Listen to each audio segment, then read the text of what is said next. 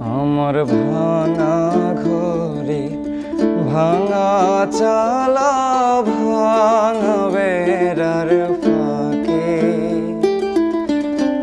অবাক জ্যোৎস্না ঢুয়ে কাপড়ে হাত বাড়াইয়া ডাকে,